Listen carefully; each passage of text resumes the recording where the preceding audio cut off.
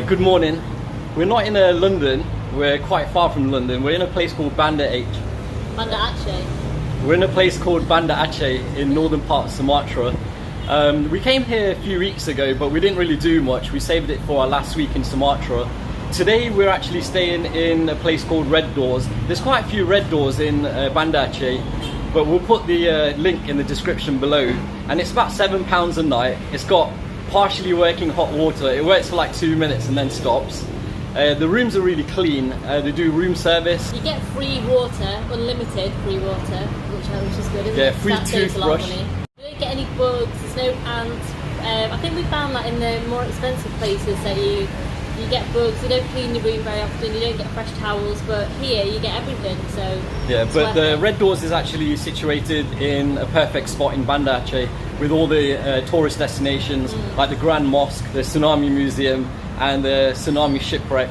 They're all pretty much about 15-minute walk away. So today our first stop is the Grand Mosque, and then we're off to the Sunami Museum, and then we're off to the Shipwreck. 2004 there was an Indian Ocean earthquake and also a tsunami which affected 14 countries and took about 280,000 lives. Banda Aceh reported the largest number of victims. So we're off to that museum today just to take a look at what happened. They've got some artifacts there from the tsunami. The earthquake that was recorded was a magnitude of 9.1 on the Richter scale, and the tsunami that occurred was about 30 meters high, and it wiped out pretty much the northern part of Banda Aceh.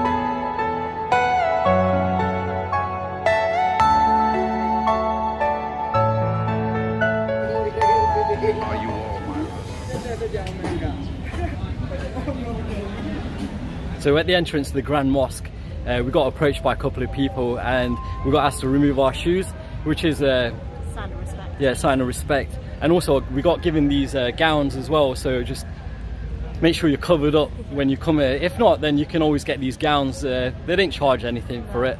But we also got told that because we're non-Muslim that we're not allowed to enter the Grand Mosque, so we're just going to walk around the grounds and just take a few snaps of it instead.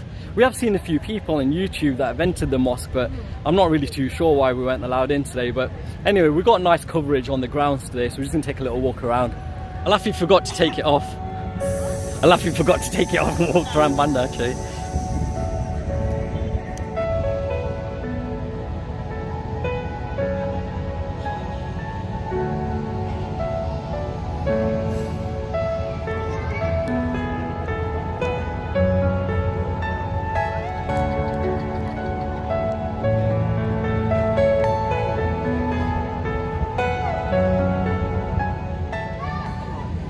We've had a bit of a crazy morning this morning. Ever since we left that donut and coffee shop, people have been stopping for us, like even the traffic. The traffic was on green light and they just all stopped at the traffic lights. Yeah, and they all stared across. It was like heavy traffic, they all looked across and they were just staring. Even people that were driving as well, they were just staring, looking at us instead of looking ahead. And we met some police officers, about a good dozen of them, and we were trying to cross the road and there was like heavy traffic going across, and these police officers just stopped the traffic and like let us cross over. It was pretty mad. And every so often people are still taking pictures of us, asking us, oh, can you stop, can we take a picture and stuff. We don't mind, it's quite nice, but we're more concerned about their safety when they're driving. Like, you know, keep your eyes on the road instead of keeping eyes on the bunch of tourists. But I feel like we're the only tourists in Banda Aceh right now because we've not seen anyone, and it is low season as well, so yeah, it's pretty mad. I'm boiling as well wearing this gown. Yeah. Don't know how the locals do it. We've seen people wearing like jumpers and hoodies and all sorts, really. I think it's winter for, well, is it winter for them right now? No, I don't feel like winter. Look, I'm I know, it's sweating for us, buckets. it's not winter because it's like our summer, but there's quite a few people I met in Pulau and they were wearing jumpers, and I kept asking them, "You're not hot?" And they're like, "No, I'm cold." So I can't figure it out, but I think it's their winter, so... Yeah, we're a bit disappointed that we're not allowed in the mosque, because it would have been quite nice just to go in, especially wearing gowns and stuff as well, maybe. But anyway, we're off to the Banda Aceh Sunami Museum now. Yeah, so yeah, we'll see you there in a bit. See you there. Bye.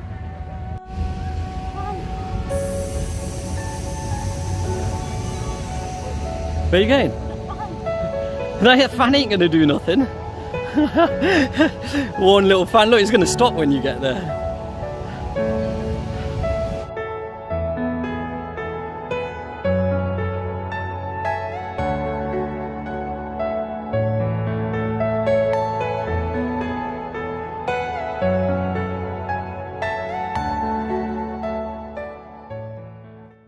So if you come to Banda Aceh, get a bekak with this guy here. Okay, this is family. Wife. Oh, well. Yeah, wife. Okay, thank you. Nice to meet you. Okay, bye. Bye. They're really friendly people. All the people have been really nice. They just want to know like where we're from, what we're doing here, what we've seen.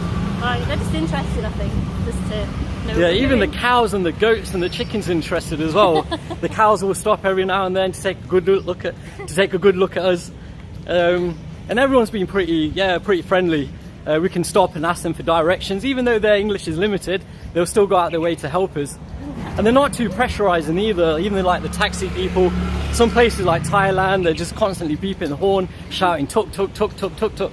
We've not heard one person shout bekak bekak bekak.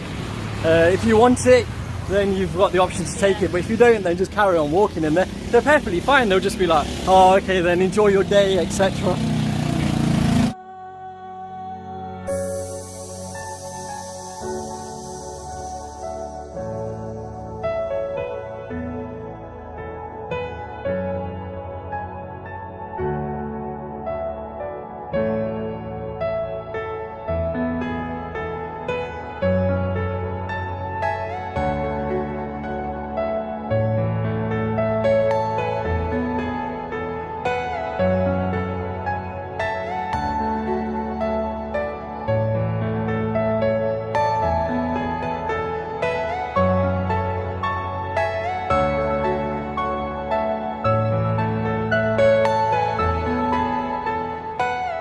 Two tickets to Banda Aceh Sunami Museum are 10,000 Indonesian rupees each, and the opening times are up here, which is 9 o'clock till 4 o'clock daily.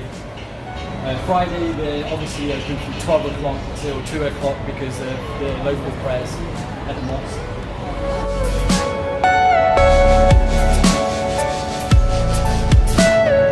Everything you know is in your mind.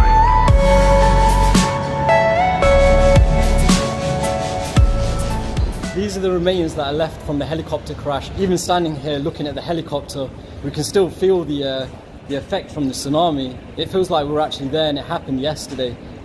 Just puts it into perspective, doesn't it? Yeah. You always read about the tsunami on the news and read it in the papers, but when you're actually standing here looking at some artifacts from the tsunami, it has an impact on you more than reading it on the news and in the newspaper. Yeah, definitely. So we're just going to enter the museum now and just take a look around and just show you guys what's in the museum.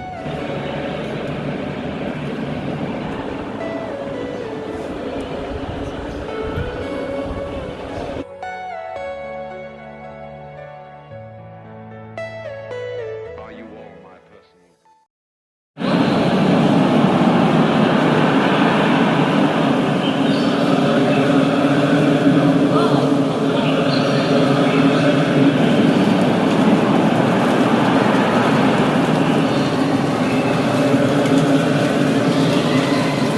Back there in that tunnel we just walked through with sounds from the tsunami. It was quite emotional really walking through, and you've got like rain droplets coming down. Basically they're just showing the sounds that happened on the day of the tsunami. It was a bit emotional walking through there.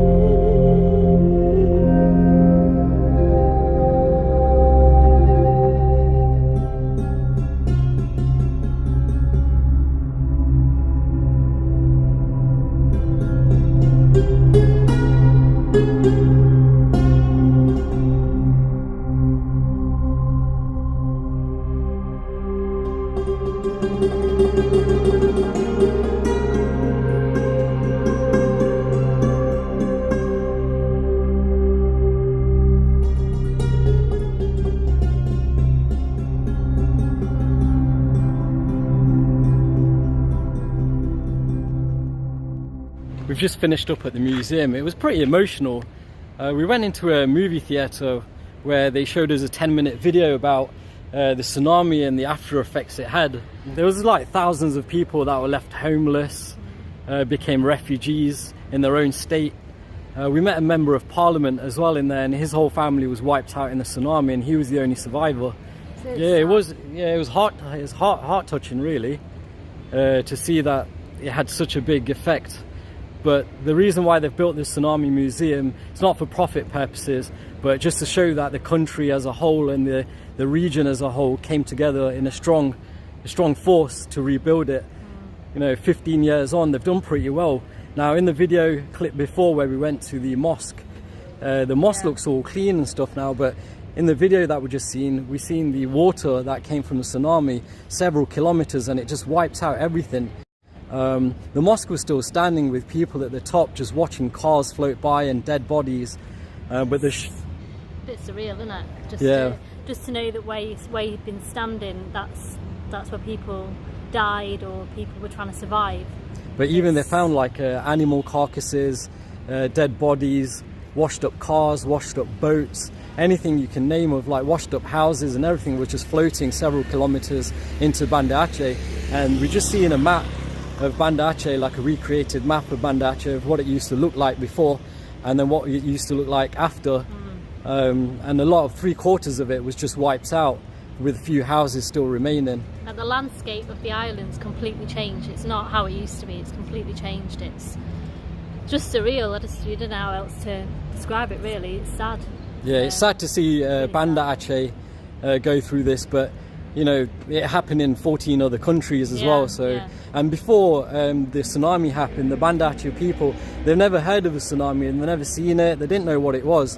So the day it happened, they were just screaming and shouting for their lives. And only afterwards they realised that Japan had a tsunami. So they called it tsunami after the Japanese tsunamis. Well, actually, the word tsunami is actually a Japanese word for big wave. So that's what it's named after. We're off to see the Apung one, which was washed ashore during the tsunami in Banda Aceh, and they've left it there just in the middle of, like, I don't know what it's like, a village or a... No, I think it's just in the middle of the city, just where it's been washed up on shore. So we're off. Left it there, so we're off there now. Yep.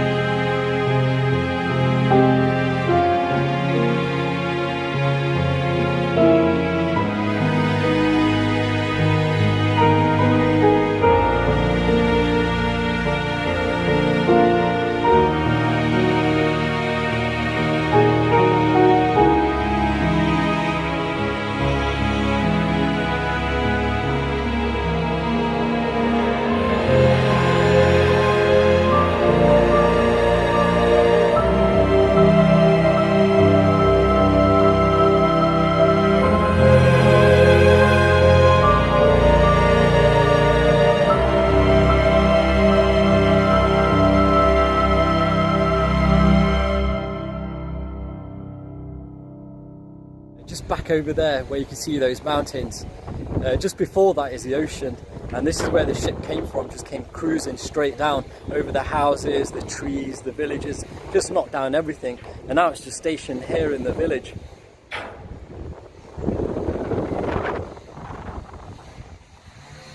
So we've got a crowd of people now that are taking pictures with us. Feel famous? Oh, we've got these guys as well. Oh, getting the picture. Wave to the camera. Oh, these guys. YouTube. Hi. Yeah, so we're about to leave. We're about to leave the Apung 1 ship, and the most amazing thing happened. We were just taking selfies in front of the ship, and a bunch of locals just came up to us, like kids, the adults, their parents, and grandparents, and they all wanted like pictures with us. So, where's she gone? I'm here. It's okay. Yeah, you want one more? Okay. Yeah, so look, these are our fans. Look, these guys, all of them guys is like 1, 2, and there's a few more families down there. There's everyone wave. Okay, I think now we can successfully leave. No, it's been quite nice, but we can now safely leave. My cheeks are hurting. The ship. Yeah, I am as well. Like just one after the other. But I guess it's good advertising as well for Mad Paradiso. Okay, if you like this video and you enjoyed the clips, well, not really enjoyed because it was a bit of an emotional day. Well, yeah. But if you found it useful and if you're in this area, then definitely visit the 3 places. So you've got the Banda Aceh Museum, and then you've got the Apung ship, and then 2 places. Definitely visit the 2 places. Apung ship and the mosque, the Grand Mosque. And the Grand Mosque. And the locals are amazing. So, Yeah. you know, that's one reason to come and visit. Yeah, we've had amazing time in Indonesia. Started off 3 months ago in Bali, and then we moved on to Lombok, back to Bali, and then we've come to Sumatra. And we travelled from middle of Sumatra around Medan all the way up to Bukit Lawang. Went to Kebun Jahi, Barastagi, and then Pulawai and Sabang. And now we're back in Banda Aceh. So this is where we're finishing the trip in Indonesia, Banda Aceh. Yeah, so I think it's been a good end, hasn't it? Yeah, it's been a good end to a good trip. And like we said, the people are amazing here, and the food's amazing as well. You really enjoy it. So yeah, we'll see you in Myanmar. Yeah, see you later. Okay, wait. 1, 2, 3. Like and subscribe.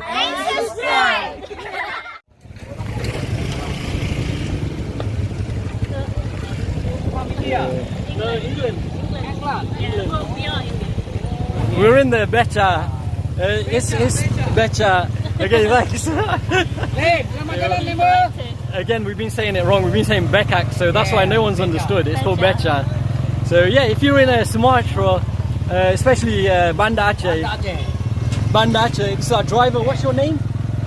Abdullah. This is Okay. Abdullah, so this is a becha, which is we've just got the becha from the Apung 1 to our hotel, which is about 10 minutes, and they were saying 30,000, but like we got them down to 20,000. Well, they did say 20 at first. Yeah, it's about the same as a Grab really, but we just thought it's our last couple of days here, we might as well experience the becha. That actually means becha, sit down in our language in Hindi. So That's becha. it's the same thing. Becha. Becha. Sounds Becha. similar. Nothing better than the Gojek. Yeah, it's the free air conditioning.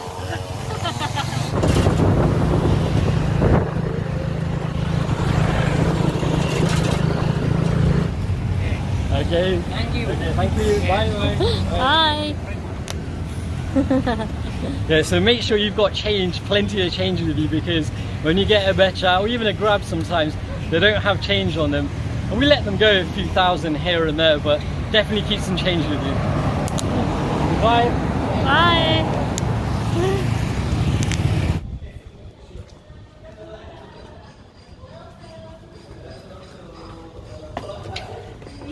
Hello, welcome to Indonesia, Banda Aceh. I am from Bandung, Java. Stay in Redos, Panglima Valley, Nassau State.